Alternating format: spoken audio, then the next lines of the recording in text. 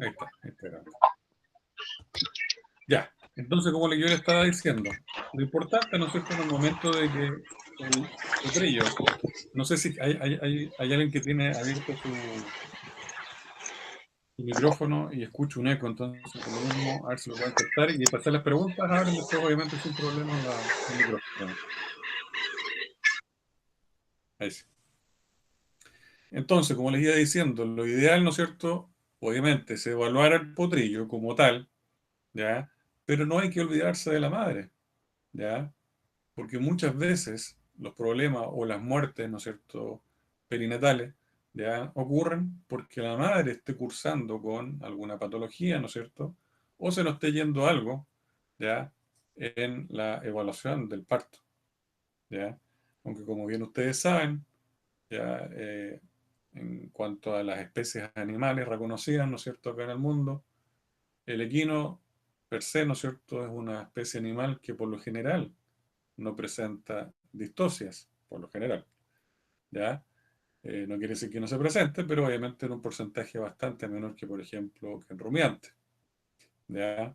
Por lo tanto, obviamente también, por ser un animal muy estresable, también lo ideal, ¿no es cierto?, es tener todo el medio ambiente lo más adecuado y limpio posible para la llegada, ¿no es cierto?, de este chiquitín, ¿ya? Segundo que tengo que salir la presentación para aceptar a otra persona. ¿De acuerdo? Entonces, ¿quién tiene información de que aproximadamente cuánto deberá durar el parto normalmente de una yegua? Y las características que hay que tener en consideración, a ver si es que alguien puede eh, dar su opinión.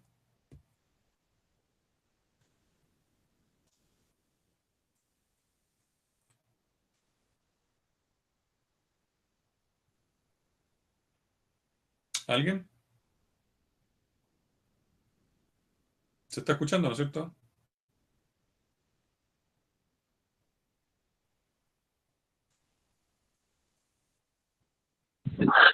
Sí, profe, sí se escucha. Profe, serán el total dentro de lo que uno tiene que considerar como riesgoso después de ese horario, después de unas 2 horas, de presentar los signos o de la expulsión de la bolsa. A ver, vamos con por parte.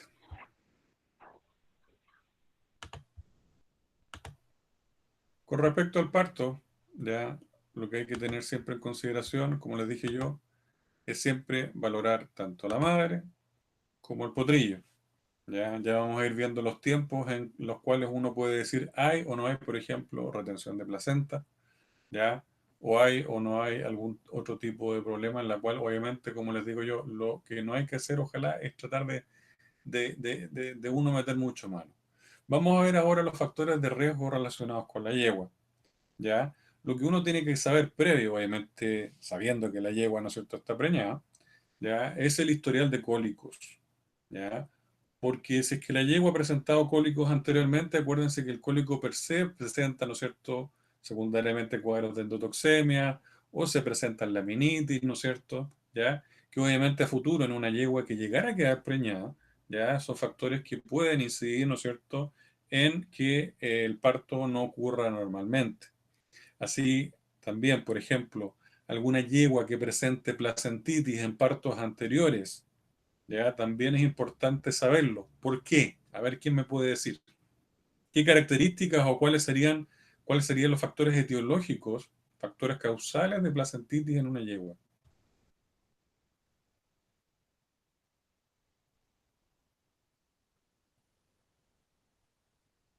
Vamos. ¿Por qué ocurren las placentitis? ¿Por qué pudieran ocurrir? Creo que son por enfermedades bacterianas, o sea, porque hay una falla en, ah, el tapón mucoso puede ser, o sea, es que hay una falla Ya, sí, más o menos te entiendo lo que quieres decir, pero ocurre generalmente por vía ascendente, ¿no es cierto? Porque algún patógeno, ¿no es cierto?, entra, ¿no es cierto?, a la placenta y Ah, la ocurre la placenta. mesenteritis, ¿ya? Generalmente se produce, ¿no es cierto?, por problemas, ¿ya?, de anormalidades a nivel de cierre de, por ejemplo, Vulva. Vulva O cervical. sea, son exacto, varias anormalidades, vulvar, ¿no es profesor, pero cierto? si hay barreras de defensa que no están adecuadas, por ejemplo, condiciones de la vulva, condiciones del cervix, todo eso influye dentro de Por lo mismo, del... la primera barrera y la que generalmente se reconoce y en la literatura está descrito, son los problemas, ¿no es cierto?, de anormalidades a nivel vulvar. ¿Ya? Y que ahí por vía ascendente ya se presenta este problema. ¿Ya? Entonces, historial de cólico. ¿Por qué es importante saber que una yegua preñada haya tenido cólico? Uno, porque puede volver a tenerlo dependiendo, ¿no es cierto?, de la etiología, que ustedes bien saben que son más de 85 causas de cólico. Segundo, la placentitis. Obviamente, antes de que una yegua quede preñada, ¿no es cierto?, lo importante es que se tenga que valorar, ¿no es cierto?, la conformación vulvar. O si no, hay que arreglarla al tiro. ¿Ya? Y ustedes bien saben cómo se hace. ¿Ya? Técnica Castley, Castley modificado, y hay otra técnica más, ¿no es cierto? Pero obviamente esta no es una clase de cirugía, pero ustedes bien saben cómo se hace. ¿Qué otro antecedente? Partos problemáticos, ¿ya? Partos distóxicos previos. Obviamente también es un antecedente que hay que tener, ¿ya? Partos gemelares, si es que la yegua ha tenido partos gemelares anteriormente, también es importante que ojalá se hayan hecho, ¿no es cierto?, mediante forma seria, ecografía, ¿no es cierto?, para valorar si es que este parto es o no gemelar. Lactaciones prematuras o pérdida de leche semanas antes de la fecha del parto. ¿Qué problema podría producirse si es que se produce una pérdida de leche semanas antes de la fecha del parto? Esto ¿El es muy importante. calostro no sería buena calidad para el potrillo? ¿Por qué? Pues váyanse al tiro en lo que tiene que hacer el potrillo inmediatamente después de nacer. A ver, Tomar calostro. O sea, levantar. perde- perdemos las inmunoglobulinas. Ajá. Perdemos las inmunoglobulinas que son necesarias para las primeras horas postparto. Acuérdense que a las 24 horas ya se cierra ya la barrera a nivel de microvellosidades intestinales de acuerdo al tamaño de las inmunoglobulinas. ¿Ya? Acuérdense que tenemos la A, la G, la M, ya hasta la D incluso se reconoce, que no se sabe muy bien para qué sirve, pero también existe. ¿Ya? Pero obviamente hay que saber, ¿no es cierto?, que si hay pérdida de leche semanas antes de la fecha del parto, es importante saber que en ese caso uno tiene que sí o sí valorar, ¿no es cierto?, y tener en stock, ojalá, calostro, ¿no es cierto?, de un banco calostro, ya obtener a través de un banco calostro o calostro, ¿no es cierto?, comercial, ¿ya? Porque acuérdense qué característica tiene la placenta del equino. ¿Cómo se llama? Don Luis, a ver.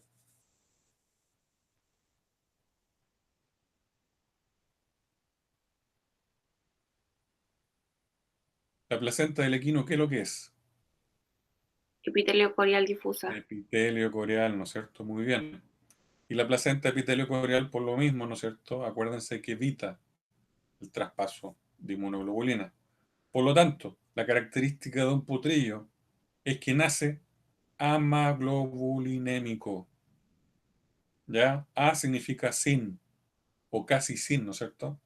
Porque obviamente se ha visto, obviamente en los últimos estudios, en los últimos años, que nacen con un poquitito de inmunoglobulina G, con un poquitito de inmunoglobulina A, pero obviamente no sirve absolutamente para nada. Por eso se dice que el potrillo es amagamaglobulinémico.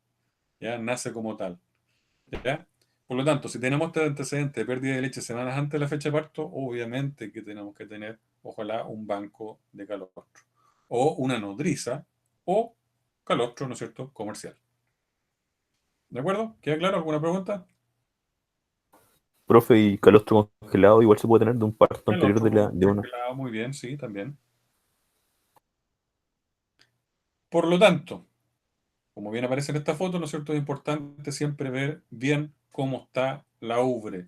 Ya normalmente la ubre se empieza a llenar más o menos cuántas semanas antes del parto.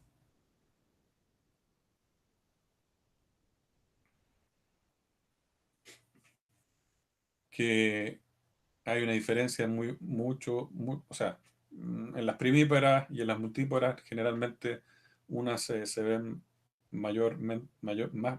con más, digamos, formación o más grande, digamos, que una que otra está más o menos 2 semanas antes del parto. ¿Ya? ¿Qué es lo que se ve ahí en los dos pezones?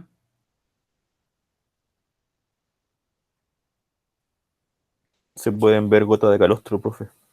Ya. No Pero veo la eso tiene foto. un nombre. Como una secreción. Ya, pero eso ¿cómo se llama? No, pues, Y que entre comillas ayuda, ¿no es cierto? Como un tapón para que no entren, ¿no es cierto?, agentes bacterianos, por ejemplo. ¿Ya? Y Profe, puedan... no se ve la foto. Ah, No se ve la foto. ahí. No. Sigo pegada en factores de riesgo relacionados con la yegua. ¿Y el resto no ve ningún cambio de diapositiva? Profe, no, profe, sigue lo mismo. ¿La misma? Factores de riesgo sigue. Ay, Dios mío, santo señor. A ver. ¿Y ahora?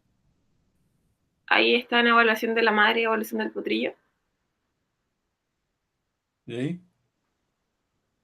No ¿Apareció cambia. la foto, no? No, Por Dios. ¿Y ahí, esa diapositiva? ¿No va cambiando ahora? no cambia. No, No, profe. profe. Por Dios, ¿qué le pasa a esta tontera? Ahí sí. Relación madre-potrillo. Quizás se demore un poco. Claro, puede ser eso. Pero a ver, ahí está la primera. No, todavía no aparece. Quizás el internet. ¿A alguien le aparece evaluación clínica del potrillo recién nacido? No, a mí no, profe. Aún nada. No, profe, no aparece. ¿Qué onda? ¿Qué le pasa a internet, weón?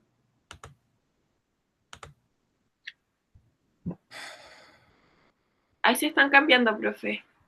¿Mm? Ahí se están cambiando. Va en No, no aparece. desinfección del ombligo. Yegua. Ahí está, Esa es la foto. ahí está la foto. Esa es la foto. Ahí está, ¿o no? Y ahí está la foto. Ah, menos mal, ya. Lo que pasa es que la coloco en modo de presentación y se queda pegado, parece. Bueno, ya sigamos en modo no presentación. ¿Se ve igual ahí o no? Sí, ahí sí se ve. Ya, Súper. bien. Entonces, como les dije yo, siempre hay que valorar la presencia o no, ¿no es cierto?, de leche, ¿no es cierto?, antes del parto. ¿Ya? Vamos, por lo atrasado. Ya. Ahí le apareció la Ay, ay, diapositiva, ¿no? ya. ¿Le apareció ahí la otra diapositiva? Y profe, está en la diapositiva que dice yegua. Ya. Entonces, el desarrollo de la glándula mamaria, como bien dice ahí, ¿no es cierto?, es uno de los criterios más importantes y que nos indica el grado de madurez fetal. ¿Ya? Y esta famosa, como les dije yo, cera en el pezón, ¿ya? Está como... ¿Puede alguien cerrar, por favor, el micrófono porque se escucha... Profe, disculpe que lo moleste, pero Luis tiene su micrófono abierto y se suena muy, no sé, como que se No, si no sobrepone soy yo, su... hay otra persona que tiene su micrófono abierto. Sí, sí, el Luis, para que lo cierre, por favor.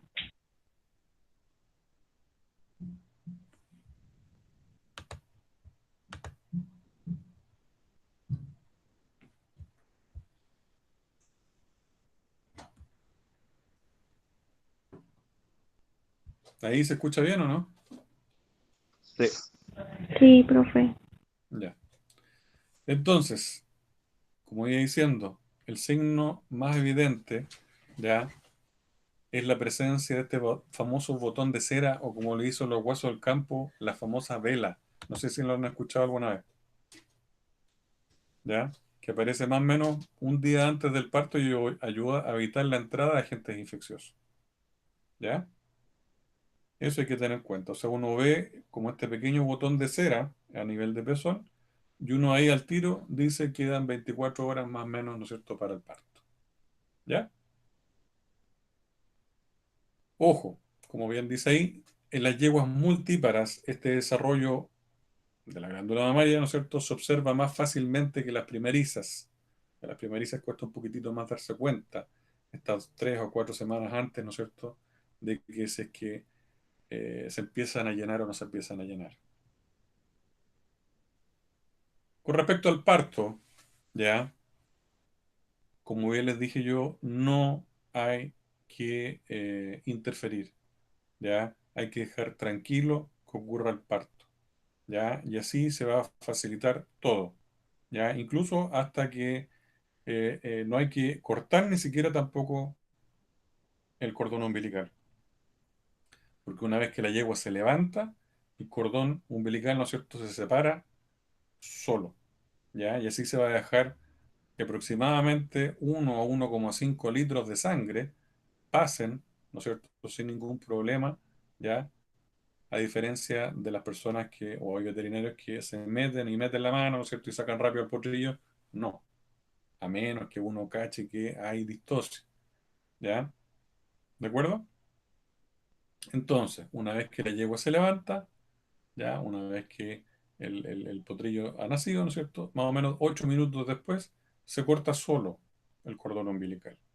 Y así, ¿no es cierto?, como les dije yo, ha pasado el tiempo necesario para que incluso hasta 1,5 litros, que para un potrillo obviamente de 30 kilos, que más o menos acuérdense que la cantidad del volumen circulante de sangre es el 8% del peso vivo, ¿ya? Son, es bastante, ¿no es cierto? ¿Me están escuchando? Sí, profe. Profe. Con respecto a la desinfección del ombligo posteriormente, ¿alguien tiene algún tipo de experiencia de haber desinfectado el ombligo, por ejemplo? ¿Y con qué lo ha hecho? Con potrillos no, pero con tenerios sí. ¿Y Y cómo se lo ha hace hecho? con pudón ayudada. Con pudción ayuda.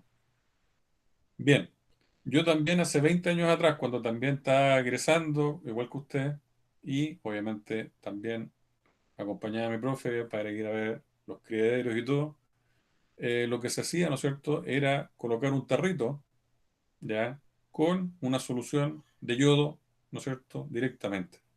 Y con eso uno dice que cauterizaba. Hoy en día, por favor, no lo hagan, ¿ya? Porque lo único que van a producir en el lugar es quemadura de la piel, ¿ya? Por lo tanto, hoy en día el muñón del ombligo se debe embeber, sí. Se debe sumergir, sí, completamente, completamente. Pero en una solución desinfectante, que de lo ideal, ¿no es cierto?, es la clorhexidina al 0,5%, ¿ya? No coloquen o no embeban con yodo, porque, claro, pueden llegar a ejercer la acción, ¿no es cierto?, de desinfección, pero además de eso van a quemar el lugar, ¿ya? Por lo tanto, a diferencia de colocarlo una sola vez con yodo, el hecho de sumergir, ¿no es cierto?, el muñón del ombligo en la solución de clorhexidina no es por una sola vez. Se tiene que hacer 3 o 4 veces ya las primeras horas de vida, ¿ya? O sea, cada 6 o 8 horas. ¿Ya? Cada 6 o 8 horas usted prepara una solución desinfectante de clorhexidina y coloca en el muñoncito, ¿no es cierto?, del ombligo ya para poder desinfectarlo. ¿Ya? ¿Es claro eso? Que es una cosa súper importante, ¿ah? ¿Sí? Bien. Sí, profe. Seguimos. Con respecto a la relación madre-potrillo, uburicalostro y estudio placenta, ya, con respecto a la relación madre-potrillo, hay que darse cuenta, ¿no es cierto?, de que ojalá el potrillo en las primeras horas postparto, ya, debe estar lo más huidizo posible, ya, mostrar resistencia, incluso a la manipulación, ya, y ojalá estar mamando. ¿De acuerdo? Profe, Dígame. huidizos de de como de huir, como que se lo... Claro, como que están así saltarines, juguetones, como que andan para allá, como que andan para acá, que no estén, digamos, totalmente así como hipomótiles. Ya, ¿Ya? A eso voy. ¿Están viendo todas las fotos que estoy pasando, no es cierto? sí. Ya, bien. Vámonos ahora con respecto a lo que dije en delante. La importancia, ¿no es cierto?, de saber que la placenta equina es, como bien dijeron ustedes, ¿no es cierto? Epitelio corial, profe. Epitelio corial, ¿o no? Sí. Sí, ¿no es cierto? Que a diferencia de otras especies, ¿no es cierto?, que dejan pasar anticuerpos, aquí no deja pasar anticuerpos, no deja pasar inmunoglobulina. ¿Ya?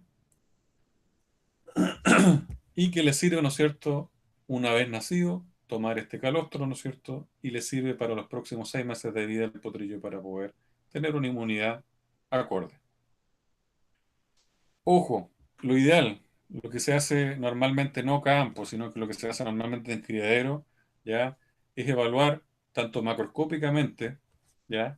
Las características del calostro, ¿ya? Para estimar más o menos de que tenga una buena cantidad, ya sea de sustrato, ¿no es cierto?, como de azúcares, ¿ya? Y le coloqué una foto de lo que es el calostro y la leche propiamente tal. ¿Ya? El calostro normalmente es un poco más viscoso, ¿ya? Y obviamente de un color más amarillento.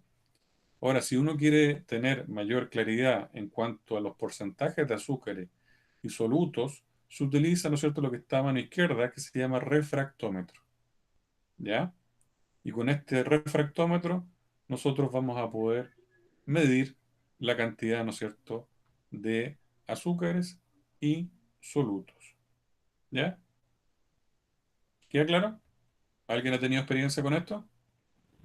Yo no. Profe, le iba a preguntar, eh, ¿cómo se usa el refractómetro? ¿Ponemos una gota o Sí, se cómo coloca es? una. Hay de Ya. diferentes modelos. Yo lo usé cuando también trabajé con los terneros. Ya, ¿y cómo Primero fue? se A ver, cuéntame calibra, un poco. primero se limpias con alcohol para sacarle la grasa que quedó anterior. Después Ujú, se calibra con agua destilada y se hace como con un mini destornillador y se deja en cero. Que la rayita azul y la rayita blanca queden en cero. Y después de ujú, eso tomas una muestra con una pipeta de calostro, lo ujú, pones en la pantallita, lo presionas un poco para que la muestra se quede plana, ujú. sin burbuja, y después lo observas al sol. Y, y este, por ejemplo, está en grados Brix y hay una escala especial que te indica eh, la inmunidad que tiene la leche. Claro, te dice más o menos el porcentaje de inmunoglobulinas que tiene. Algunos más modernos incluso que te dan diciendo tiene tanto inmunoglobulina A, tanto inmunoglobulina G, tanto inmunoglobulina M, ¿ya?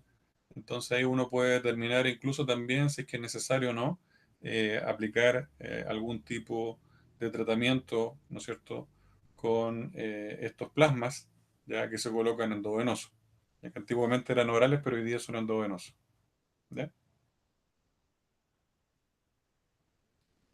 Bien, sigamos. Con respecto a la ingestión de calostro, ya acuérdense, como bien les dije yo, que es importante que las primeras 6 a 8 horas postparto se ingieran al menos 1 o 1,5 litros de calostro, ¿ya? Porque si es que no se llega, si es que el poto por cualquier cosa que pase, no toma calostro las primeras 24 horas de vida, ¿ya? La absorción de inmunoglobulinas es nula pasado estas horas.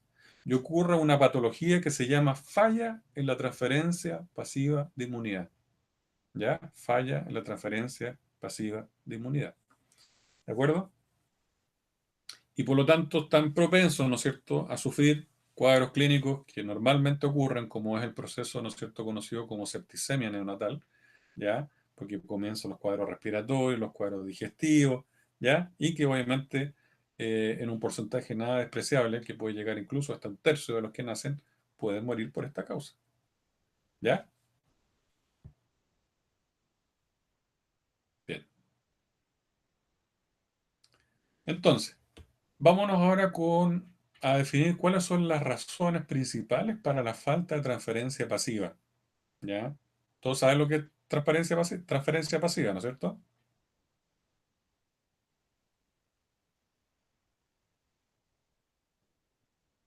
Bueno, si nadie me responde, supongo que sí.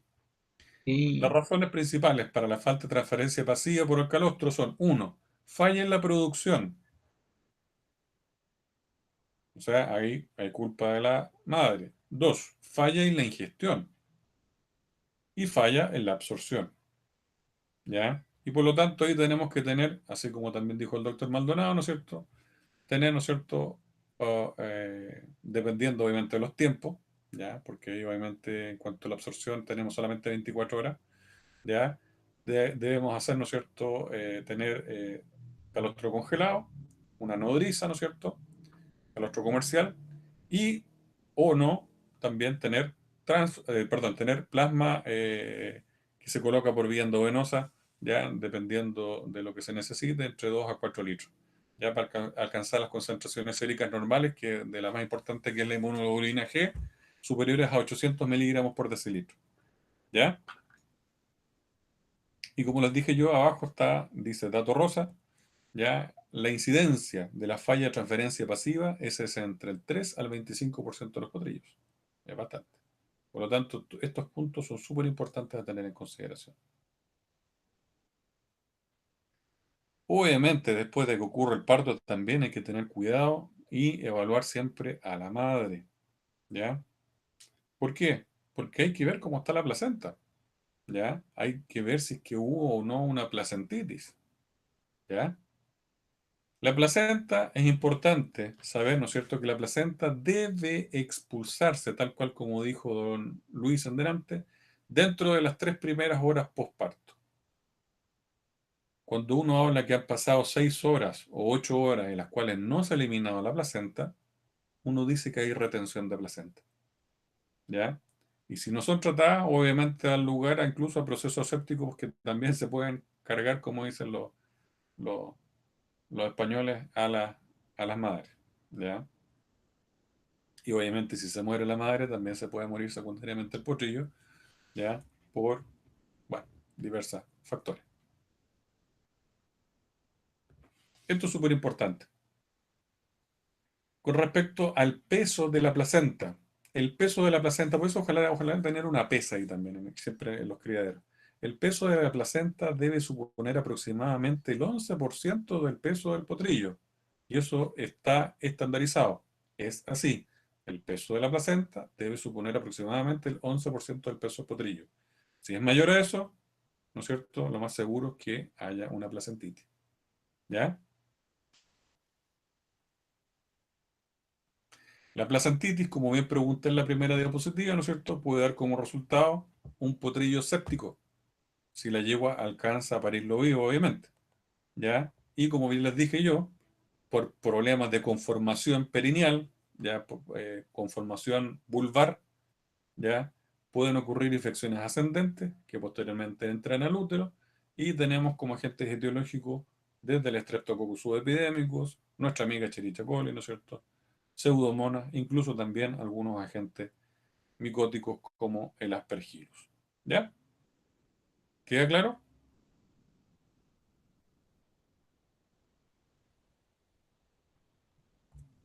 ¿Queda claro? Sí, profe. Bien. Vamos ahora con la exploración del potrillo. Aquí les coloqué ¿cómo se llama? Una hoja de exploración física, ya que tengan como ejemplo, que me la cedió el profesor José Carlos Estepa, que es mi amigo de la Universidad de Córdoba en España. Ellos utilizan esta hoja de exploración física y que generalmente está estandarizada como para todos, ¿ya? Pero igual se las coloqué para que ustedes lo tengan también, ¿ya? Donde uno tiene que colocar el nombre del potro, ya uno tiene que colocar la duración de la gestación, si hubo una distosia, si hubo retención de placenta o no, ¿no es cierto? Y colocar las constantes fisiológicas y valoración, ¿no es cierto?, de todos los, también todos los sistemas. Vamos a ir viendo de todas maneras más adelante, ¿ya? Hay que saber que desde que el potrillo nace, y esto es súper normal, Ya los primeros esfuerzos que hace el potrillo para respirar son fuertes, con un patrón respiratorio súper también liberador, ¿ya? ¿Ya? Después de salir del canal del parto, y eso es totalmente normal. No es que el potrillo, perdón, nazca o venga con algún tipo de cuadro respiratorio. No, eso es totalmente normal. ¿Ya? Se presentan jadeos, arqueos, ¿ya? Incluso de repente un poco uno cree que es disnea, pero no, es totalmente normal. ¿Ya? Con respecto a los tiempos, siempre hay que tener siempre un viejito ahí que esté con un cronómetro, ¿ya? Porque primero que nada hay que saber que debe encontrarse en posición external, ojalá los primeros 5 o 10 minutos, no más que eso, echadito, ¿ya? Que empiece ya a tener reflejo de succión a los 15 minutos, bien, eso es súper importante. Y que se ponga de pie, ojalá no, que no pase más allá de una hora, hora y media, ¿ya? Y con respecto también a el amamantamiento, que ya comience ya dentro de las 2 primeras horas de vida como máximo. ¿Ya? Aquí hay algo que normalmente no se pasa en la universidad, se pasa en posgrado para los que se dedican a neonatología, pero yo dije, ya se lo voy a pasar igual. Ya que es el score de Apgar, ya que tenemos el score de Apgar simple, ya, y el score de Apgar avanzado. Normalmente el score de Apgar simple ya se utiliza los primeros minutos, los primeros 1 o 3 minutos de nacido, y el Apgar avanzado se utiliza después de los 10 minutos de nacido. ¿Ya? Y ahí uno obviamente va a ver e interpretar, ¿no es cierto?, de acuerdo a lo que sale acá abajito, ¿no es cierto? ¿Ya? Si es que o está muerto, ¿ya? O hay una frecuencia cardíaca indetectable, lo mismo con la frecuencia respiratoria, qué pasa con el tono muscular, si está flácido o si hay recumbencia, si hay o no hay respuesta a la estimulación nasal, etcétera, ¿ya? Este es el score de Apgar simple. Vámonos entonces ahora al avanzado, que como les dije yo, es el que se evalúa normalmente después de más o menos 10-15 minutos después. Y también, ¿no es cierto?, ¿cómo se llama? Se debe realizar idealmente. ¿Ya? Score de Apgar. Esto se hace también en seres humanos. ¿Ah?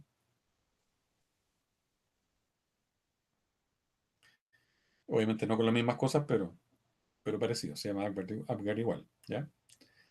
Ya que quede claro entonces, el score de Apgar simple se realiza inmediatamente, 1 o 3 minutos después de nacido, y el avanzado se practica a los 10 minutos de nacido. ¿Ya? ¿Por qué? Porque después de 10 minutos de nacido, si vemos que hay un animal que nació y está depresivo, obviamente vamos a tener que ir a buscar, ojalá obviamente en un ambiente hospitalario, ya vamos a ir a buscar, ¿no es cierto?, nuestra naricera, ya para oxigenoterapia, efectuar fricciones, ya, a utilizar algún tipo de analéptico respiratorio inyectable, ¿ya? Y también, si no, el ABCD nomás, que ustedes conocen, ¿ya? Resucitación cardiovascular y respiratoria, ¿de acuerdo? ¿Cuáles son los parámetros del recién nacido? Uno, con respecto a la temperatura, normalmente debe ser entre 37,5 y 38,8. Con respecto a la frecuencia cardíaca, entre 80 a 120 latidos por minuto. En frecuencia respiratoria, 20-40 ciertos ciclos por minuto. Tiempo higiene capilar, 1 segundo. Y el color de las mucosas deben estar idealmente rosadas. ¿Ya? El tiempo a la primera orina, generalmente vamos a ver más adelante que hay una diferencia entre lo que son los potrillos y las potranquitas. ¿Ya? Más adelante se los digo yo con más detalle. Posteriormente debemos hacer un examen neurológico. Ya tenemos que evaluar el estado de conciencia, ya tenemos que evaluar si es que está táxico o no al caminar, ¿no es cierto? Ustedes ya saben lo que es la ataxia. ¿Ya? Evaluar los pares craneales, ¿ya? Evaluar neuropatías periféricas, ¿ya? Vemos la cabecita, así que la conformación, ¿ya? Vemos, ¿no es cierto?, los ojos, ¿ya? Acuérdense que, por ejemplo, lo que es la isoeritrolisis neonatal, si es que evaluamos, ¿no es cierto?, que la mucosa conjuntival, por ejemplo, está amarilla y a la vez la gingival o la vulvar, ¿no es cierto?, a lo mejor en potranca está amarilla, y obviamente con otros los signos que ustedes bien saben de isoeritrolisis neonatal, a lo mejor estamos ante la presencia de esta patología. Así que, ojo, cuidado, ¿ya? Debemos evaluar también cuello y extremidades anteriores, ¿ya? Cuellos, extremidades anteriores, ¿ya? Presencia o ausencia, a lo mejor algún tipo de deformidad, ¿no es cierto? O soluciones de continuidad, etcétera, ¿ya? Evaluar así también las extremidades posteriores, ya, la cola, el ano, ya, que no hay una atresia anal, por ejemplo, ya, que esté cerrado el potito, ya que eso obviamente hay que enviar inmediatamente a cirugía, ya, deben hacerse movilizaciones pasivas, ya, a ver cómo están los reflejos, ya, cómo está la posición de los aplomos, el paso y la fuerza. Normalmente los potrillos presentan carpo valgus o tarso valgus, varus, perdón, y eso no hay que entrar como quien dice a picar al tiro, hay que esperar, ¿no es cierto?, que el potrillo vaya creciendo para ir valorando si es que realmente es necesario o no ejecutar algún tipo de terapéutica, ya sea convencional o más bien tradicional o quirúrgica. ¿De acuerdo? Bien, vámonos con la pregunta de la foto que les voy a colocar ahora. ¿Qué les parece la posición del potrillo? ¿Y qué creen que es?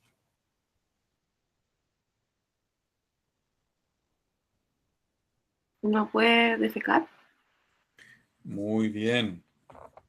Esta es la posición típica de un potrillito que no puede hacer caquita. Y más bien, estamos hablando de la primera caquita. Estamos hablando entonces de la patología llamada Retención de Atresia anal. meconio. retención de meconio. Muy bien. ¿Ya? Acuérdense que el meconio normalmente se elimina pocas horas después de nacido. ¿Y quién normalmente me ayuda, ¿no es cierto?, a eliminar este meconio que tiene una acción, ¿cómo El se llama? calostro, profe. El calostro, ¿no es cierto? Se me adelantó la respuesta, no había terminado ni siquiera la pregunta. Muy bien. Ya tiene una acción, ¿no es cierto? Eh, Laxante. laxante. Ya, no toma desayuno, por eso me falta la energía ahora. Entonces, si la eliminación no es completa, obviamente pueden haber obstrucciones, cólico, distensión abdominal, ¿no es cierto? Y es típico de retención de meconio encontrar un potrillito, ¿no es cierto?, con la cola levantada, ¿ya? Y con mucho pujo, ¿ya? Y lo que uno debe hacer en esos casos, ¿no es cierto?, es preparar enemas, ¿no es cierto?, con agua tibia y jabón neutro, ¿ya? Ojo, hay que tener cuidado, ¿ya? Sobre todo, ¿no es cierto?, con el uso excesivo de enemas, ¿ya? Porque también pueden provocar intoxicaciones, ¿ya? Sobre todo intoxicación por fosfato. Por lo tanto, se le recomienda como máximo 1 o 2 dosis, ¿ya? ¿De acuerdo? ¿Qué más debemos hacer? Profe, entonces si tenemos retención de meconio, ¿podemos deducir que no tomó lo suficiente calostro o en definitiva no tomó calostro? Uno puede ser esa la causa, o lo otro puede ser, ¿no es cierto?, que no surtió, ¿no es cierto?, a lo mejor el efecto laxante del calostro, y por lo tanto lo ideal sería en este momento, ojalá, hacer que el caballito, ¿no es cierto?, el pochollito se mueva lo mayormente posible, o sea, que empiece a caminar, ¿no es cierto?, alrededor de la misma maternidad, ¿no es cierto?, sacarlo incluso para afuera, ya para estimular, ¿no es cierto?, ya el tracto gastrointestinal, ya a que pueda ayudar a eliminar. Y si es que no lo elimina, ¿no es cierto? Lo ideal es, bueno, hacer estos famosos enemas con agua tibia y jabón neutro, pero no más allá de 1 o 2 dosis, ¿ya? Ahora bien, ¿se pueden utilizar enemas humanos? También. Se utiliza el fluid enema humano y anda bastante bien, ¿ya? También se puede utilizar la acetilcisteína, que también anda bastante bien, pero eso ya es en caso, obviamente, severo.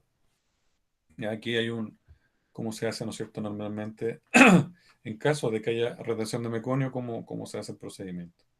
¿Ya? Se coloca, ojalá, ¿no es cierto?, siempre que la solución esté a temperatura, ¿no es cierto?, tibiecita. ¿Ya? Profe, ¿por qué jabón neutro? O Porque se dice que es como el menos tóxico y el menos irritante también. ¿Ya? Principalmente por eso. ya, Pero gracias. normalmente con una sola pasada no debiera pasar. No debiera haber Por mayor. ejemplo, con vaselina, en el caso de no tener jabón, ¿se podría hacer? Sí, también, pero los mejores resultados son con jaboncito, con solución de jaboncito tibio. ¿Ya? Bien, vámonos ahora a las otras cosas que pueden suceder, ya sea por placentitis, ¿no es cierto?, o porque no tomó calostro, ya que son las famosas diarreas. Y tenemos las diarreas infecciosas y no infecciosas. ¿Ya? Con respecto a las diarreas no infecciosas, Ya tenemos la diarrea, por ejemplo, que se me olvidó colocar ahí, me acabo de dar cuenta ahora que lo estoy leyendo, la diarrea del celo que se llama. ¿Ya? Tenemos la diarrea de origen dietético, tenemos la diarrea por enterocolitis, la diarrea asociada a asfixias y asociada a úlceras. Ya vamos a ir viéndola una a una. ¿Ya? Como les digo, ahí me faltó la número uno, que es la diarrea del celo. Se llama. ¿Ya? Después tenemos la diarrea infecciosa, que obviamente ustedes bien reconocen y saben los nombres mejor que yo, ¿no es cierto? De todos los agentes infecciosos, bacterianos, virales, parasitarios y protozoarios, que pueden producir, ¿no es cierto?, cuadros de diarrea infecciosa. Bueno, aquí tengo que pasar a presentación completa porque aquí tengo... ¿Ven ahí o no? Se ve las imágenes superpuestas. Se ve igual. ¿Sí? Yo por lo menos, profe. No sé. ¿El Pero resto? sí. Sí, se ven las imágenes superpuestas. También va a ser. ¿Y por qué no ha cambiado nada ahora todavía? No, nada. Uf. Mm, Ya, vayan anotando entonces, chiquillos. Diarrea del celo. Después me paso a la presentación por diapositiva nomás. No sé qué le pasa al Meet. Ya, diarrea del celo. ¿Ya? ¿Estamos? Con respecto a la diarrea del celo, normalmente ocurre entre los 5 a 15 días de vida. ¿Ya? La diarrea del celo ocurre entre los 5 a 15 días. Normalmente es autolimitante, o sea, termina sola. Ya tampoco es indicador de una enfermedad sistémica. ¿Ya? La famosa diarrea del celo. Normalmente ocurren por cambios de maduración, ¿ya? No compensado a nivel de intestino delgado, ¿ya? Esta es la famosa diarrea del celo. ¿Quedó claro? sí, profe. Bien, vamos ahora a la diarrea de origen dietético. Las diarreas de origen dietético normalmente ocurren en potrillos huérfanos, ¿ya? Que no tienen acceso a calostro desde los primeros momentos, ¿no es cierto? ¿Ya? Ahí vamos a tener el problema de esta famosa diarrea de origen dietético. ¿Ya? Por lo tanto, ahí tenemos que realizar preparados nutricionales diluidos. Hoy en día viene casi todo hecho. Ya uno lo puede comprar en la farmacia incluso. Ahora bien, esta famosa diarrea de origen dietético, el problema que puede producir es que el potrillito se vuelva intolerante a la lactosa, ¿ya? Porque hay deficiencia de lactasa secundaria a daño a la mucosa intestinal, ¿ya? El potrillito, entonces, en la diarrea de origen dietético, ¿ya? Repito, ocurre normalmente en los potrillos huérfanos, por lo tanto, el tratamiento es con soluciones diluidas y lamentablemente quedan intolerantes a la lactosa por daño mucoso intestinal y por lo tanto tenemos que dar ya esto que por lo menos yo por lo menos ya estoy tomando hace tiempo cuando tomo leche o como una torta con mucha crema, me compro estas famosas lactasas, ya que se vende como suplemento alimentario, ya, y el nombre comercial para el que sufra de esto se llama Diolasa. Ya lo venden incluso también acá en la farmacia.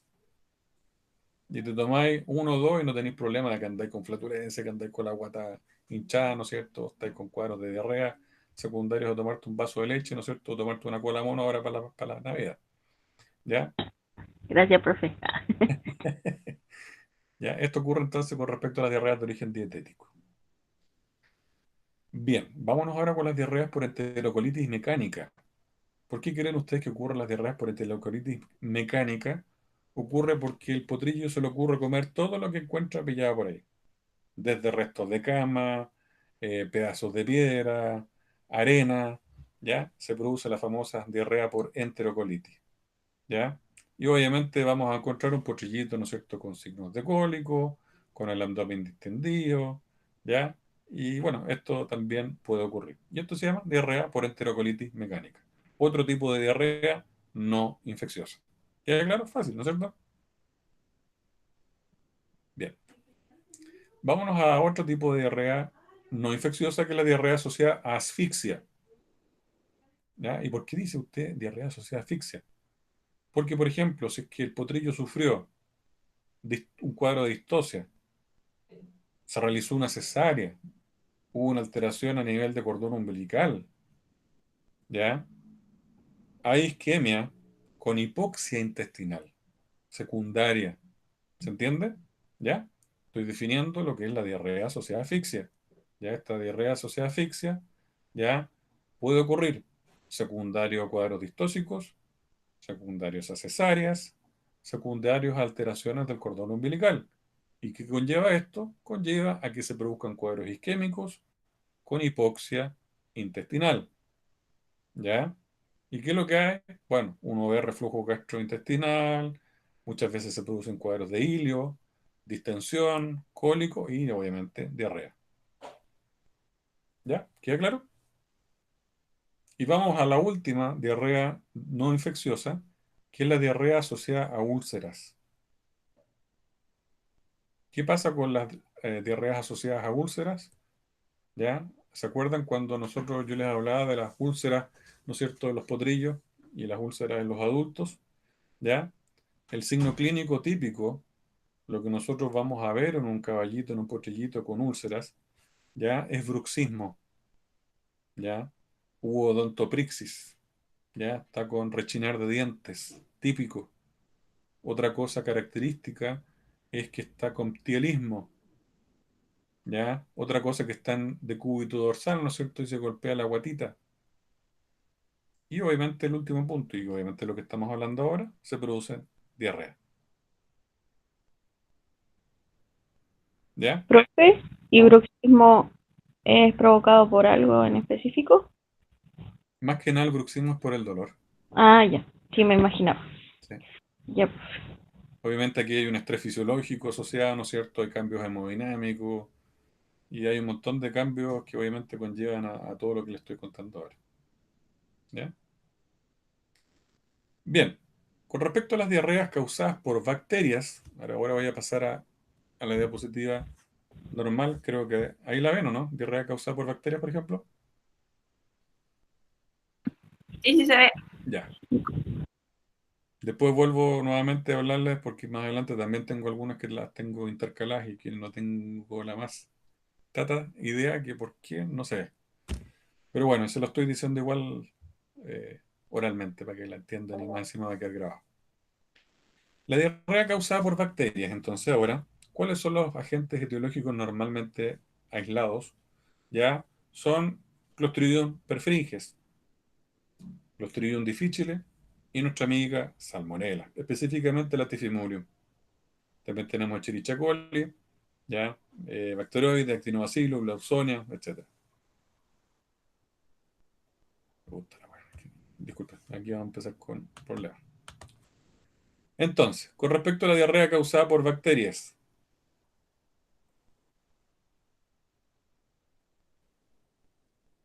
eh, el tipo de Clostridium perfringens, ¿ya?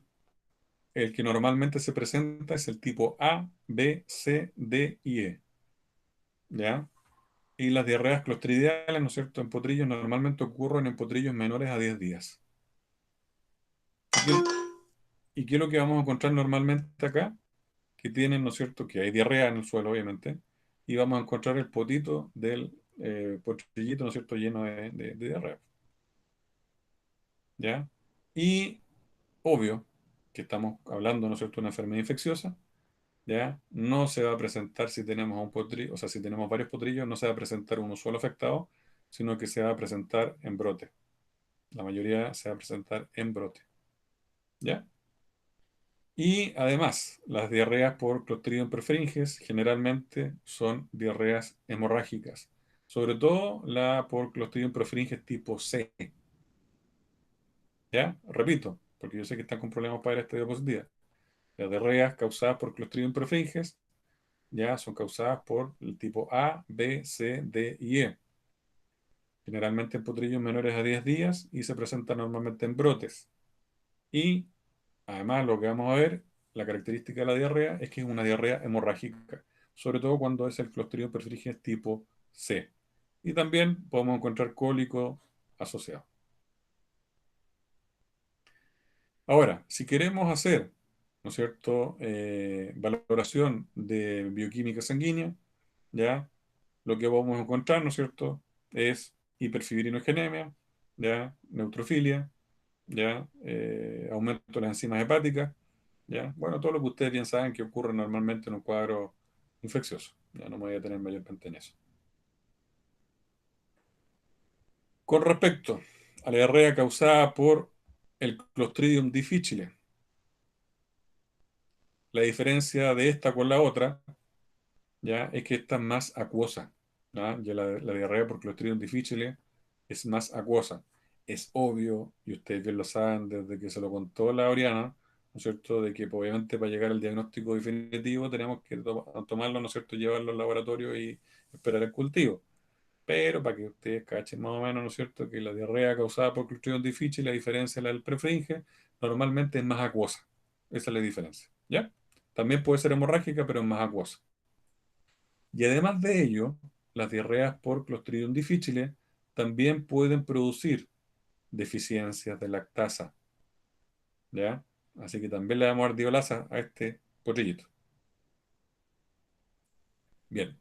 Y ahora nos vamos con la diarrea por Salmonella typhimurium, ¿ya? Que acuérdense que la Salmonella typhimurium no solamente puede producir cuadros diarreicos en potrillitos, sino que también en adultos, ¿ya? Y acuérdense que la Salmonella no solamente me va a producir un cuadro diarreico, sino que muchas veces, dependiendo de la inmunocompetencia, puede llevar a cuadros sépticos, ¿ya? No se diferencia muy bien de los otros tipos de diarrea, porque también puede ser acuosa y hemorrágica, ¿ya? A diferencia del resto, eso sí, después de un tiempo de que se instaura esta diarrea, es que podemos encontrar signos clínicos extradigestivos. ¿Qué signos extradigestivos se acuerdan, chiquillos? Se pueden encontrar en cuadros de salmonela. Fiebre. Ya, pero eso es como normal de todo. ¿Qué más? Podemos encontrar uveitis, se producen, ¿no es cierto?, cuadros inmunomediados. Se pueden encontrar sinovitis, se pueden encontrar osteomelitis, ¿ya? La famosa Salmonella typhimurium, específicamente la cepa DT104, es súper, súper agresiva. Generalmente no solamente me produce cuadros de diarrea, por eso hay que tener cuidado. Y cuando se presenta un cuadro de diarrea que ustedes sepan que es infecciosa, ¿no es cierto?, los potrillos, lo ideal es mandar al laboratorio la muestra para que sepan cuál es el tipo de agente etiológico con el cual nos estamos enfrentando. Porque si llega a salir Salmonella typhimurium, no solamente les va a producir, ¿no es cierto?, el cuadro diarreico, sino que también, lo más seguro, también un síndrome séptico o estos cuadros clínicos extra digestivos como uveitis o sinovitis o hasta osteomelitis. Y si lo vemos como futuro deportivo, si es que se llega a salvar este potrillo, no es de lo mejor. ¿Ya? ¿Queda claro?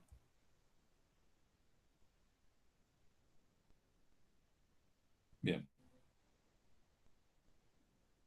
Con respecto a las diarreas causadas por virus, aquí voy a seguir rápido porque es fácil. Tenemos el famoso rotavirus, otro que está muy conocido hoy en día, coronavirus, ¿ya? Y normalmente la diarrea por rota ocurre entre los 5 hasta el mes de edad, ¿ya? Y se presenta también en brote, también es una diarrea acuosa. Y a diferencia de los otros, que aquí se produce una diarrea bien, bien acuosa, o sea, hay una deshidratación marcada, ¿ya? La diarrea es muy, muy fluida, ¿ya? Bueno, usted, no sé si tienen hijos o sobrinos, yo por lo menos con mi hija que tuvo rotavirus, me acuerdo que los dos terminamos con no para decirlo con palabras más doctas, con diarrea y con vómito. ¿Ah? Ya, pero no parábamos. ¿Ya? Ahí lo mismo ocurre en los potrillos. ¿Ya? El rotavirus es muy, muy agresivo. Vámonos ahora con las diarreas causadas por parásitos y protozoos. Aquí nos vamos a empezar a acordar del Gastón. ¿Ya? Tenemos la diarrea, ¿no es cierto?, causada por el Strongyloides westeri. ¿Ya? Uno de los más aislados es el Strongyloides westeri. ¿Ya? Eh, y lo otro es el Cryptosporidium parvum. ¿Quién me puede decir qué relación hay entre el Cryptosporidium parvum y otra especie animal que a lo mejor está compartiendo espacio, ya sea en el mismo lugar o en el mismo campo, con el potrillo? Las vacas. La vaca, muy bien, excelente, la felicito. Ya el Cryptosporidium parvum también, ¿no es cierto?, es un agente etiológico parasitario de los rumiantes. Y que si es que hay vacas y usted encuentra y aísla Cryptosporidium parvum, ya en potrillos, normalmente es por esto. Y acuérdense también, chiquillos, que la criptosporidiosis es una zoonosis.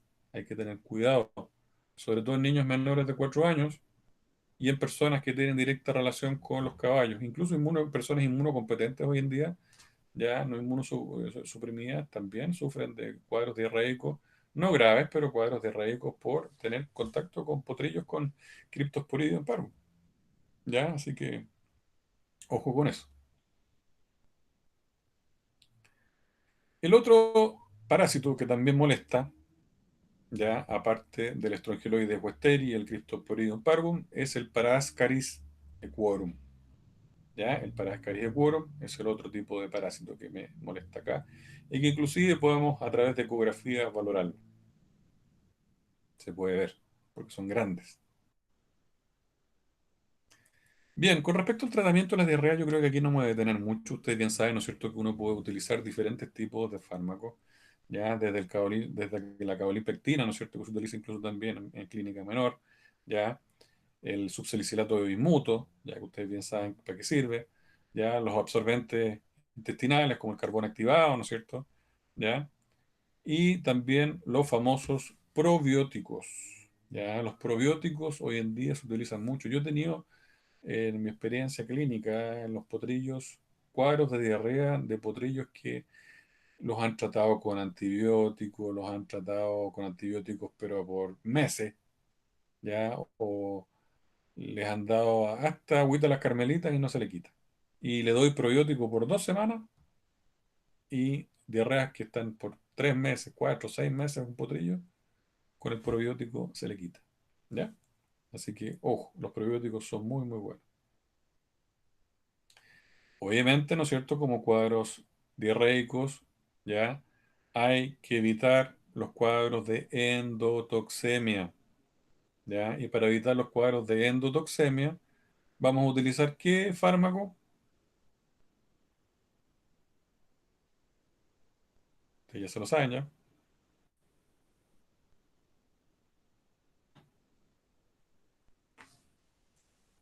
¿Qué antiendotóxico conocen, chiquillos, que se puede utilizar también en potrillo?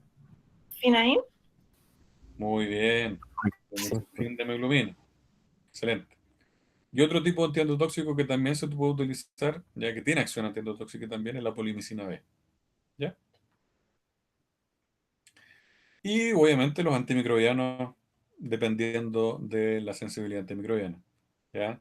Que se pueden utilizar desde la penicilina, ¿no es cierto? Si es que sale, ¿no es cierto?, gran positivo ya el cultivo, o gran positivo con gran negativo, ¿no es cierto?, gentamicina con penicilina, ya, o utilizamos, ¿no es cierto?, algún tipo de antibiótico como por ejemplo el Ceftiofur, que anda bastante bien, ya, y para anaeróbicos se puede utilizar el metronidazol sin ningún problema, ¿ya?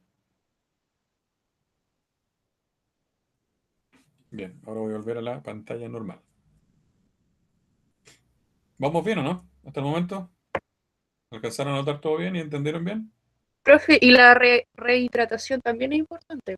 Sí, por supuesto. Lo que pasa es que En todavía este me queda, caso, llevamos como una hora de clase y no quiero hablar más de una hora y media.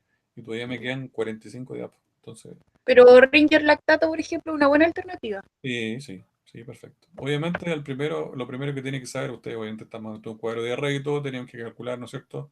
¿Qué es lo que tiene que calcular? Además, ¿no es cierto? A ver, cuénteme usted, para poder hacer una buena cálculo de dosis. Las pérdidas tu.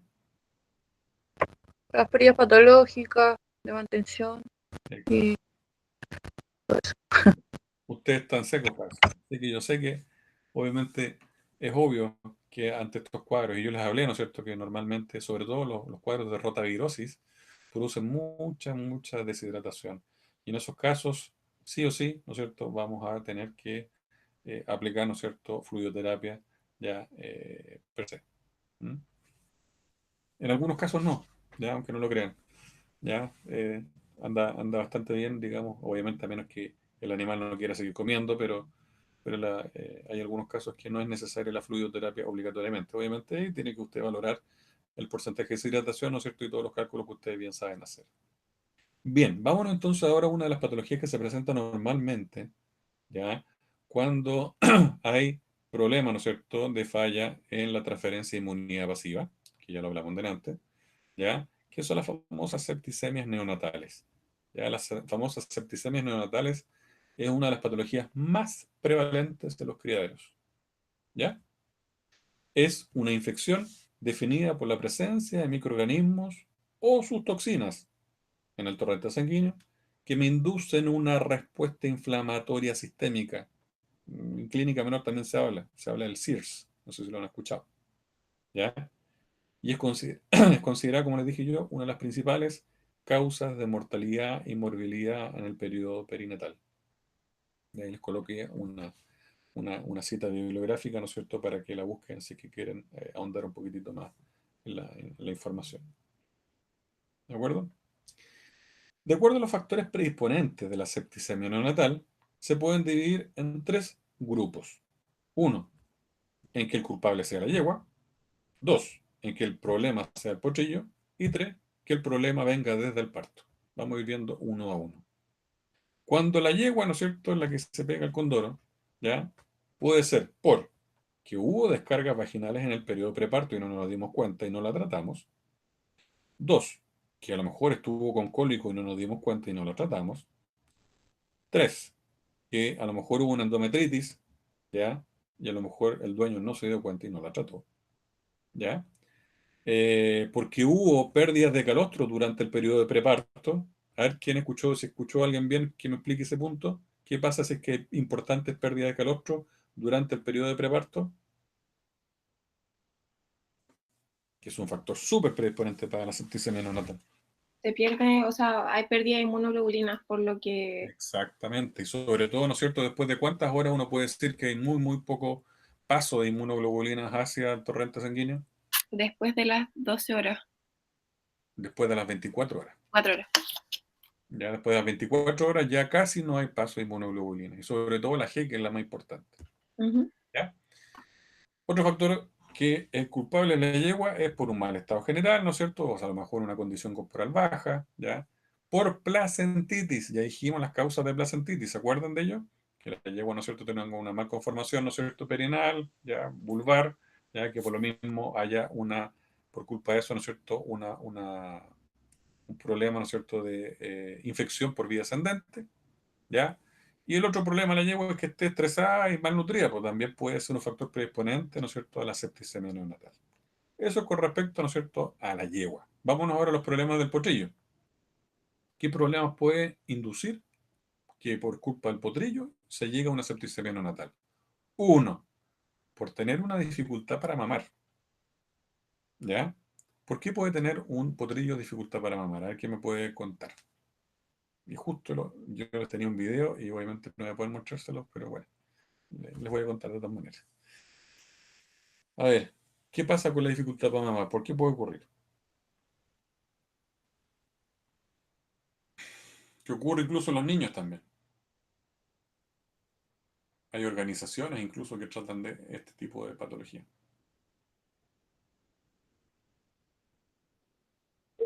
Deformación de paladar. Muy bien. ¿Y la más reconocida cómo se llama? Ahí no, Paladar la fisura palatina. Fisura palatina o paladar hendido, ¿no es cierto? Muy bien. Excelente.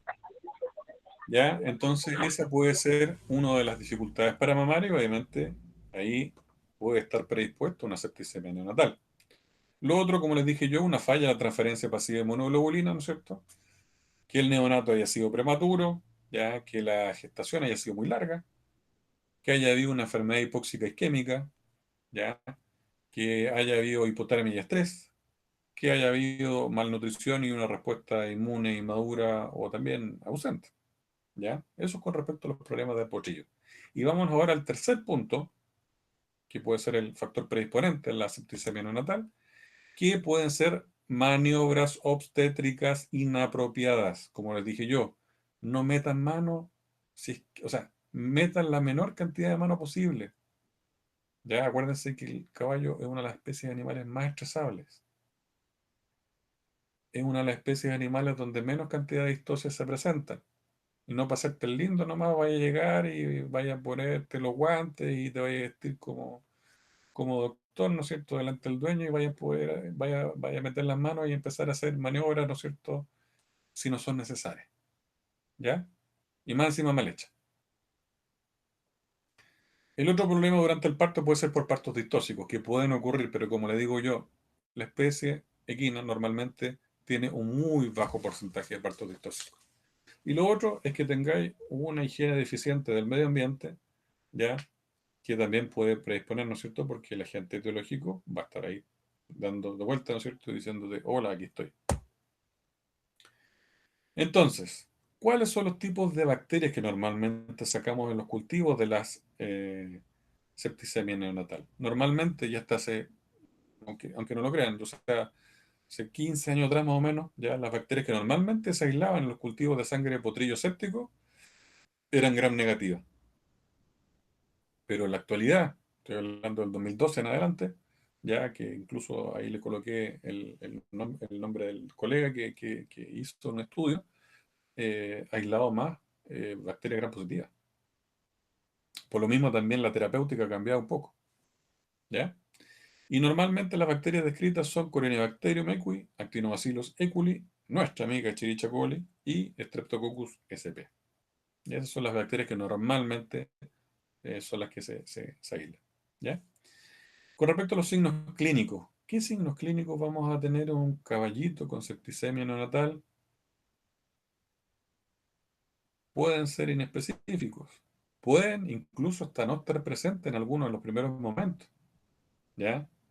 Por lo que se requiere siempre, como les dije yo, siempre anotar todo, anotar todo, anotar todo, ¿ya? Los antecedentes ya mórbidos de la yegua de partos anteriores, si hablamos de multípara, ya si hubieron o no hubieron potrillos, ¿no es cierto?, con esta patología, si hubo una placentitis, bueno, ya lo hablamos, ya de los factores prevalentes, o de la yegua, o del potrillo, o por problemas de parto.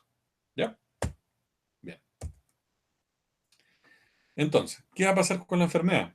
Se puede clasificar en tres grandes grupos, ¿ya? Y yo he visto de los tres, ¿ya? Tenemos curso sobreagudo, en que el potrillito se ve como normal, ¿ya? Pasan 24 horas y empiezan a no tomar leche, empiezan, ¿no es cierto?, a sentirse decaídos, empiezan con tremores musculares, ¿ya? Y de repente el potrillito, ¿no es cierto?, se murió a las 24 horas de vida. Y chuta, y se murió, ¿y de qué murió? Por eso es importante tener una persona, ¿no es cierto?, ojalá en el mismo campo, que vaya valorando todos estos puntos críticos para evitar estas patologías, sobre todo que muchas veces no se muestran así como floridamente. Ya este es el curso sobreagudo, no es la única forma de presentación de la septicemia. La septicemia neonatal también se puede presentar como curso agudo, en que obviamente aquí sí que vamos a encontrar un potrillito, ¿no es cierto?, más o menos al día de nacido que no quiere mamar, con mucha fiebre, hasta 41 grados Celsius, que constante, no baja de 40 grados, obviamente va a estar deshidratado, ¿no es cierto?, va a estar postrado, ¿ya? Y lo otro muy importante que ustedes tienen que evaluar son las articulaciones. Y específicamente la articulación femorotibio-patelar, ¿ya? Y la articulación del carpo y la articulación del tarso, al palparla, duele mucho. Esto es típico, ¿ya?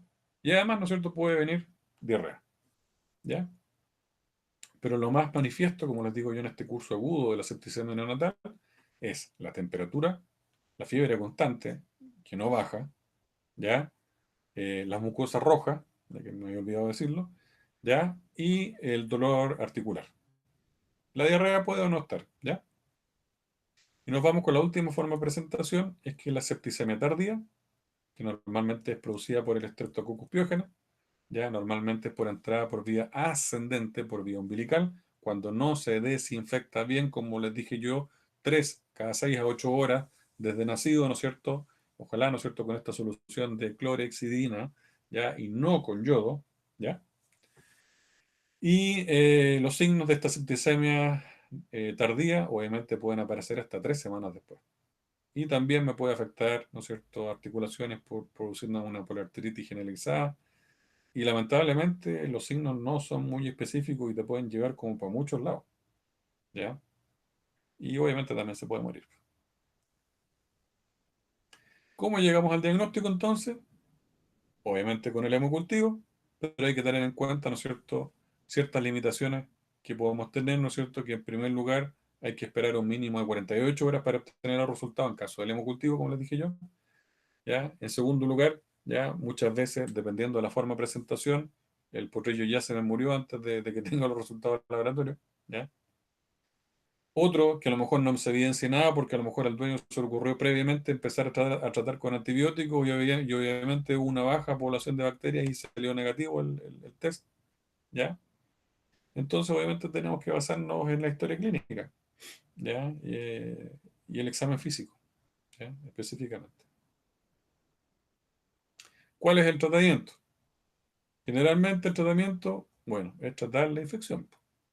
¿Con qué? Obviamente dijimos que había un gran positivo, ¿ya? Perdón, gram negativo y ahora más gram positivo. Por lo tanto, ¿qué tenemos que hacer? Reforzar la inmunidad. ¿Cómo reforzamos inmunidad? Obviamente, eh, reconociendo y diciéndole al dueño que siempre tiene que darse cuenta que el animal tome calostro, ¿no es cierto?, las primeras horas de vida, ¿ya? Y si es que no hay falla en la transferencia de inmunidad pasiva, ¿no es cierto?, se pueden utilizar, si es que es antes de las 24 horas, utilizar, ¿no es cierto?, calostro congelado, ¿no es cierto?, o comercial, o de nodriza, y si se pasa de las 24 horas, hacer transfusiones de plasma, ¿ya? Asegurarse, ¿no es cierto?, de una buena alimentación, ¿ya? Y obviamente a usar, como les dije yo, antibióticos. ¿Cuáles son los que más se utilizan? Amigacina, Ceftiofur, penicilina, ¿ya? Se utiliza sola o combinada. Acuérdense que ya pueden haber no solamente gram positivos, sino que también gram negativos hoy en día, ¿ya? Y bueno, es eso nomás el tratamiento. Si no, no es tan difícil. Ya la cosa es darse cuenta de que esté cursando con la septicemia neonatal. Como les dije que muchas veces es piola, pasa piola. Cuando es tardía, por ejemplo, y nos encontramos con el potrillo muerto, ¿ya? Otra es florida totalmente, como los cuadros, ¿no es cierto?, agudos. Y obviamente ahí sí que vamos a encontrar los potrillos con 41 grados de temperatura, ¿no es cierto?, y con mucho, mucho dolor, ya en las articulaciones, acuérdense, carpales, tarsales, ¿no es cierto?, ¿ya? Y otras, o sea, con una poliartralgia evidente, ¿ya? Bien, y vámonos, ¿no es cierto?, ahora con el sistema urogenital. Ya con el sistema urogenital, ya obviamente hay que tener mucho cuidado también, ya, porque hay que explorar, hay que darse cuenta, ¿no es cierto?, que pueden haber problemas, ya. Como les dije en delante, los potrillitos no eliminan inmediatamente orina, ya, y obviamente hay que tener también en consideración que la micción suele tener lugar en torno a las 6 horas de vida en los machos y las hembras son un poco más flojitas. No suele producirse hasta más o menos las 11 horas de vida, ¿ya? O sea, si un potrillo no orina inmediatamente en la hora o la segunda hora, no se preocupen, ¿ya? El macho orina a las 6 horas y la hembra orina a las 11 horas de vida. Punto. Sigamos. Características del ombligo. ¿Qué tenemos que ver en el ombligo? Ver, ¿no es cierto?, que esté bien, que no haya, ¿no es cierto?, que no esté amarillo, que no haya pus, ya que no haya aumento de volumen, ya que no esté excesivamente húmedo y que no esté excesivamente engrosado, ¿ya? Esas son las características de un ombligo normal, ¿ya? Ahora, ¿cuál es la patología que normalmente encontramos? Uraco persistente, ¿ya? ¿Y cuál es la causa? Normalmente se dice que puede ser intrauterino, ¿no es cierto? En que parte del cordón umbilical ya normalmente se retorció, ¿no es cierto? Y obviamente se hizo que se dilate el tubo uracal y obviamente se produce, ¿no es cierto?, el uraco persistente, ¿ya? Y lo otro es que un uraco permeable también puede producirse las primeras semanas de vida, incluso después de que incluso supuestamente se selló, ¿ya? Bueno, también es importante saber que se reconoce como la patología más común del sistema urogenital, esto incluso hasta en el ser humano, ¿ya? Y que uno ve orinar al potrillo por la cicatriz umbilical y por el pene, por ejemplo, si es machito, o por atrás, si es que las hembritas, ¿ya? Y bueno, otro de los factores que predisponen a la presencia de estos famosos buracos persistentes son los cuadros de septicemia, que ya lo vimos, la onfaloflebitis, cuando usted no hace una buena desinfección, y el nacimiento prematuro. ¿Cuáles son los signos clínicos? Ustedes a lo mejor los habrán visto en vivo, ¿cierto? El famoso goteo de la orina por el ombligo, ¿ya? O el ombligo demasiado húmedo, ¿ya? O que a lo mejor ecográficamente vimos el engrosamiento de las venas y arterias umbilicales, ¿ya? O que veamos incluso hasta necrosis de la piel. Esta es la fotito, ¿no es cierto?, donde ustedes pueden ver que a través de la cicatriz umbilical está orinando y está orinando a través del pene también, ¿ya? Esta es una foto típica de un uraco persistente.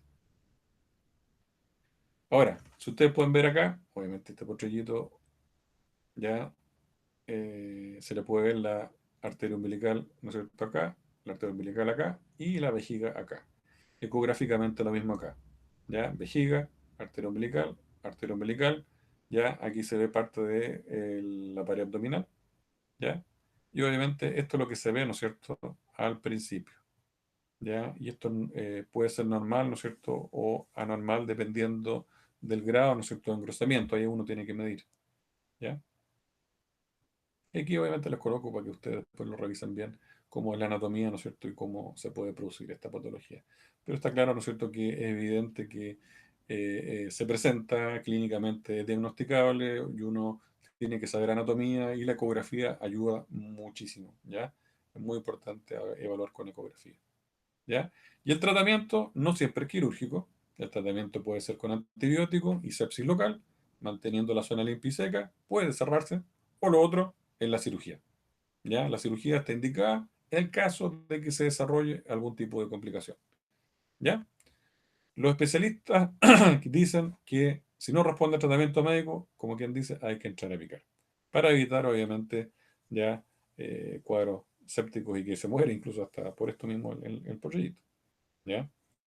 Entonces, antibiótico de terapia, ya, vamos a ver si responde al tratamiento normal o si no, nos vamos a cirugía. ¿Y cómo es la cirugía? Como se ve en esta fotito, ¿ya? Se saca el muñón, ¿no es cierto? Y queda así. Y andan bastante bien. Bien, rápidamente, ya estamos terminando la clase, vamos al sistema respiratorio. Bueno, tenemos que explorar, ¿no es cierto?, todas las constantes fisiológicas. Ya vamos, muchas veces se ven los gases arteriales, ya se hace ecografía, radiología, ya. Y obviamente vamos valorando, ¿no es cierto?, a ver si es que se presentan o no cuadros clínicos que pudieran llevarse al animal, ¿no es cierto? Ya que está claro que no es lo que creemos.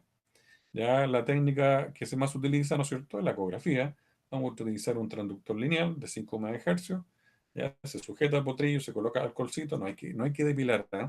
Aquí se coloca alcohol, anda bastante bien, ya en la pared torácica y vamos escaneando. Ya desde el tercero al 16 espacio intercostal. Vamos de arriba abajo.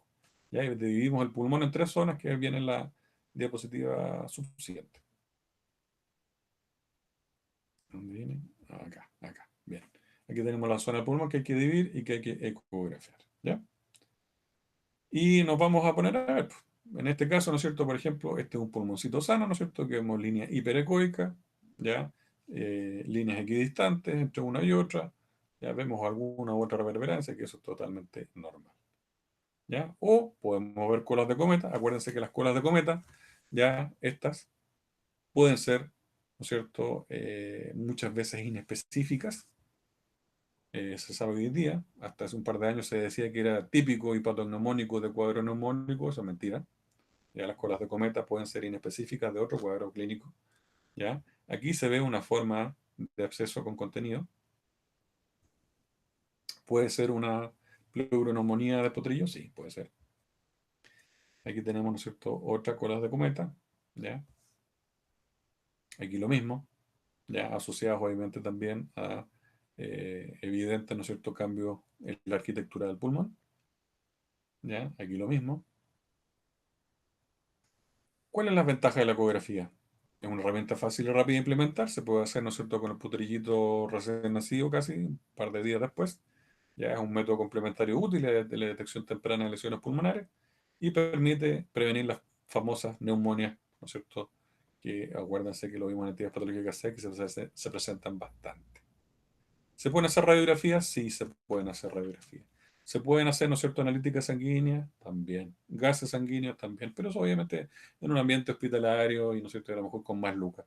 Yo le estoy aquí pasando todo el show o la parafernalia que uno tiene o puede hacer, pero obviamente lo ideal, ¿no es cierto?, es que hay que hacer las cosas mínimas, ¿no es cierto?, que es saber la anatomía, ¿no es cierto?, las patologías más prevalentes, cómo se presentan, cuáles son los signos clínicos, ¿no es cierto?, y también pasar esta información, ¿no es cierto?, a los cuidadores, a los peticeros y al dueño, ¿no es cierto?, para que nos llamen ya cuando se presenten estos signos así como muchas veces floridos, como les digo yo.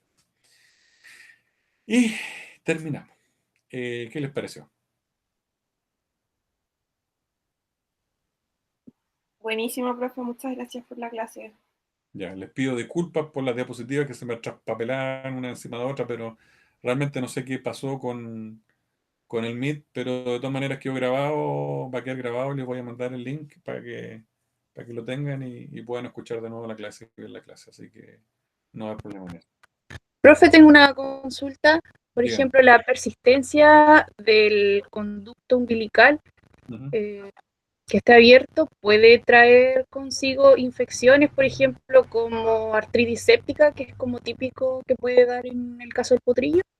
Sí, claro, sí. Incluso si no necesariamente, si es que, o sea, si estamos hablando de un uraco persistente, claro, puede ser por eso, pero obviamente su uraco persistente también ocurrió por alguna cosa, o sea, por ejemplo, que no haya que no haya cerrado bien, ¿no es cierto?, que se haya producido esta cuestión inútero, o que normalmente también se produjo el cuadro infeccioso del cual usted me está preguntando, ¿no es cierto?, que se haya producido por una mala desinfección de ombligo, ya en la cual yo les dije que lo mejor era alguna solución, ¿no es cierto?, de clorexidina, ya 3, 4 veces al día, ya, y obviamente lo otro es no utilizar, porque si no puedes quemar el ombligo, ¿no es cierto?, Eh, como es el uso, ¿no es cierto?, de yodo directamente.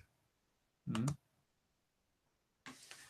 Así que sí, sí pueden ocurrir obviamente infecciones ascendentes, por eso es importante también la limpieza, porque normalmente el potrillo también se tiende a echar.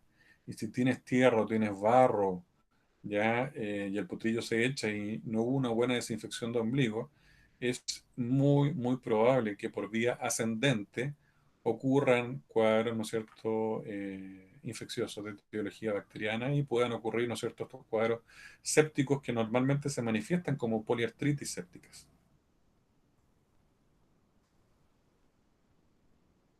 No sé si respondo a tu pregunta. Sí, clarísimo. ¿Alguna otra pregunta?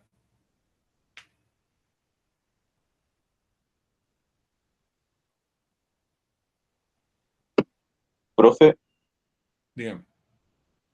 respecto a la glicemia en potrillo, ¿en Chile es normal que se mida en criadero grande o no?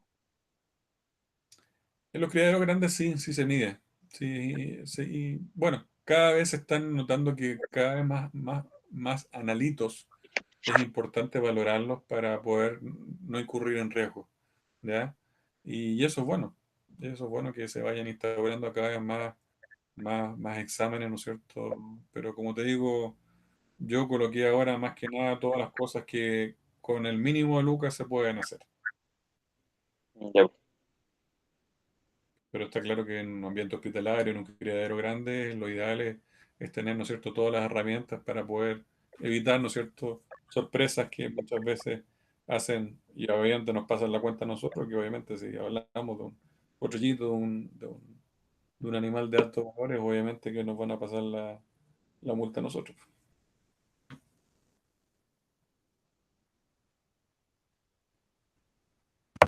Profe, y pasando a otro tema, tengo una duda que siempre he tenido. ¿A qué edad se puede empezar a errar un potrillo? A ver, ahí hay varias, ¿cómo se dice? No escuela, sino que forma de ver a qué edad se empieza a errar o no. Muchas veces se dice que los potrillos ojalá se empiecen a errar no antes de los 6 meses, ¿ya? Otros dicen que después del año, ¿ya? Otros dicen incluso que no lo agarren nunca, que acuérdense que también hay una línea que dice que el caballo descalzo, ¿no es cierto? Ya que ha existido hace 55 millones de años, lo ideal es que el caballo esté descalzo. Así que, ¿cuál es lo mejor o lo peor? Depende de tu experiencia y lo que quiera el productor nomás.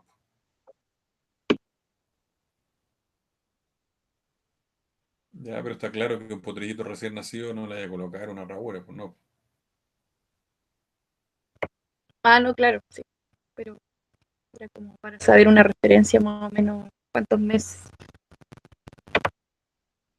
No sé, o sea, yo tengo algunas referencias, pero a lo mejor Felipe, que tiene más experiencia en caballo ahí, ¿qué puede decir si es que ha agarrado algunos potrillos? No, generalmente los comienzo desvasando solamente, profe. ¿No es cierto? Ya después cuando van para la mansa se empiezan a errar. Exactamente. Profe, yo le iba a preguntar sobre la producción de leche de una yegua, por ejemplo, chilena. ¿Cuánto es lo normal que Ujú. produzca? Que tengo un amigo que hace poquito diario parió una yegua y la yegua ¿Ya? la compró y tenía evidencia de que el criador había tenido problemas en la producción de leche de la yegua de la temporada anterior. ¿Ya? Entonces me estaba súper preocupado, entonces igual compró oxitocina y otras cosas como para tener. Y cuando parió estaba preocupado porque pensó que no había mamado y pensaba que tenía poca ubre la yegua. Entonces de por sí pensó que tenía poca leche también. No necesariamente una ubre pequeña significa que va a producir menos leche, ¿eh? Sí, pero eso pensaba él, pues. Entonces igual dije Segundo, que no estuviese segundo, hay preocupado. que Además tomar, la yegua estaba en mejor condición que la y vez anterior segundo, de cuando la compró. claro, habría que tomar una muestra de la leche de la misma yegua, ¿no es cierto? Y llevarla también a estudios citológicos y cultivo. Y tercero, también recomendaría yo ahí hacer una ecografía a ver cómo está el parénquima, digamos, también de la mama, de las mamas. Ah, Mm.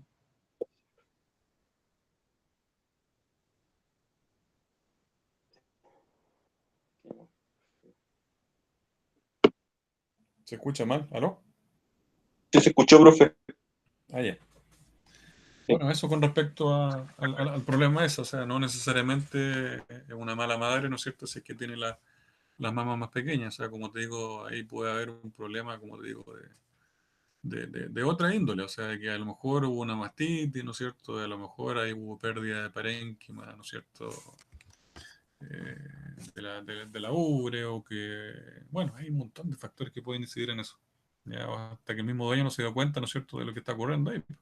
Ya que ni siquiera se dio cuenta de si tomó uno calostro el potrillo, ¿no es cierto? O sea, hay varias cosas que pueden estar ahí incidiendo en creer o no creer que es lo que esté sucediendo.